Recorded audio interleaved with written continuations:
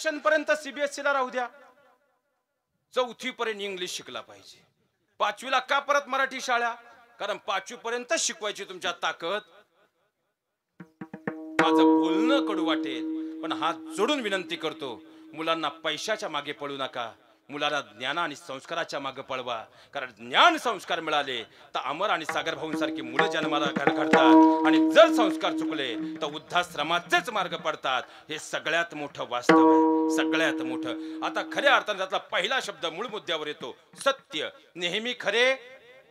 आता किती अवघड एका वाक्य सांगतो महाराज. आता आपल्या सगळ्यांकडे उभे बसलेले सगळे 10,000 पासून तर 2 लाखापर्यंतचे अँड्रॉइड मोबाईल आहेत, पण असा एक तरी उभा आणि बसलेला आहे का ज्यानं मोबाईल घेतल्यापासून तो आजपर्यंत एकदाही मोबाईलवर खोटं बोलला नाही?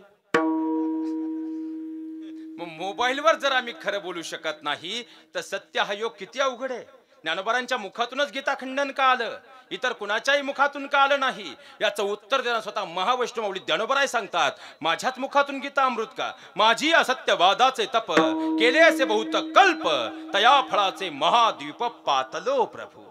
मी जेव्हा जेव्हा वाचेचा यज्ञ झालाय तो सत्यवादाचा म्हणजे सत्यवाचेचाच झालाय, म्हणून माझ्या मुखातून गीता खंडन आहे. पण सत्य, अहिंसा, आस्ते आणि ब्रह्मचर्य ही 4 तत्व मृत्यूलोकातील जीवासाठी अत्यंत अवघड आहे. म्हणून तर कलियुगात संतांच्या मध्यस्थीनं मार्ग आहे. कलियुगी उद्धारे हरीच्या नामे. मग आमच्या जीवनात जर आम्ही कर्मयोग साधला, ज्ञानयोग साधला, भक्तियोग साधला, कारण ज्ञानाशिवाय कर्म नाही आणि कर्माला नम्रतेची जोड असल्याशिवाय त्याला अर्थ नाही. हे तिन्ही योग साधताना जर या मृत्यूलोकामध्ये परमात्म्याचं नाम अंतरी राहिलं तर या देहाची वाटचाल मोक्षाकडे झाल्याशिवाय राहणार नाही. कारण कलियुगी उद्धारे हरीच्या नामे किंवा मुख्य नाम हाती मोक्ष ऐसी साक्ष बहुतांची. म्हणून तर खऱ्या अर्थानं कालांतराने त्या मार्गाने जाताना आपली कर्मरेषा सांभाळताना जर परमात्म्याचं नाम तो परमात्मा या मृत्यूलोकात आपण आपलासा केला तर या देहाचं कल्याण झाल्याशिवाय राहणार नाही. अभंगाचं प्रथम चरण.